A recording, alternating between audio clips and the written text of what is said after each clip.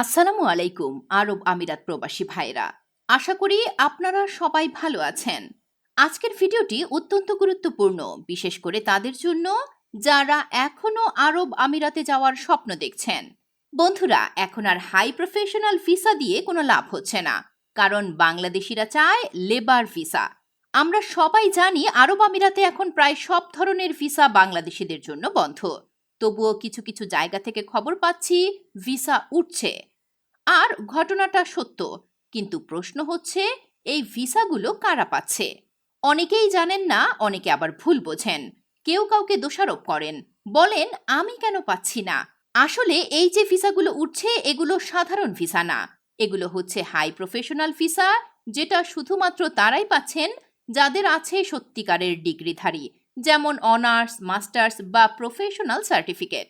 মানে যারা শিক্ষিত, ভালো চাকরির যোগ্য, তারা এই ভিসা পাচ্ছেন। কিন্তু সমস্যাটা কোথায়? আমাদের দেশের অধিকাংশ মানুষ যারা বেকার, যারা হয়তো ম্যাট্রিক, এসএসসি বা ক্লাস 8 পাস, তারা কি এই হাই প্রফেশনাল ভিসায় আবেদন করতে পারবে? না, পারবে না। তাদের দরকার লেবার ভিসা, আর এই লেবার ভিসাই বন্ধ।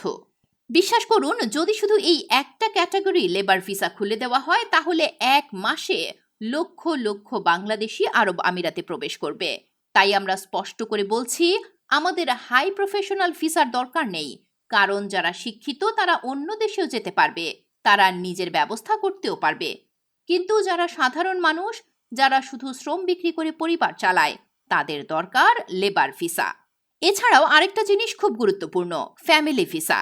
তাই আমরা অনুরোধ করছি আমাদের রাষ্ট্রদূত, হাই কমিশন, পররাষ্ট্র মন্ত্রণালয় এবং প্রধান উপদেষ্টার কাছে এই বার্তাটি পৌঁছে দিন। আমাদের দরকার লেবার ভিসা এবং ফ্যামিলি ভিসা চালুর পদক্ষেপ। আরব আমিরাত সরকার যেন এই ব্যাপারে বাংলাদেশ সরকারের সাথে আলোচনায় আসে। এই খবরটি আপনি আপনার পরিচিত সব প্রবাসী ভাইদের সঙ্গে এখনই শেয়ার করুন। এই ভিডিওটি ছড়িয়ে দিন যাতে সবাই সচেতন হয় আর আমাদের দাবিটা পৌঁছে যায় প্রভাবশালীদের কাছে। আর যদি আপনি আমাদের চ্যানেলে নতুন হয়ে থাকেন, তাহলে চ্যানেলটি সাবস্ক্রাইব করতে ভুলবেন না, আরব আমিরাতের সব খবর সবার আগে পেতে। ধন্যবাদ।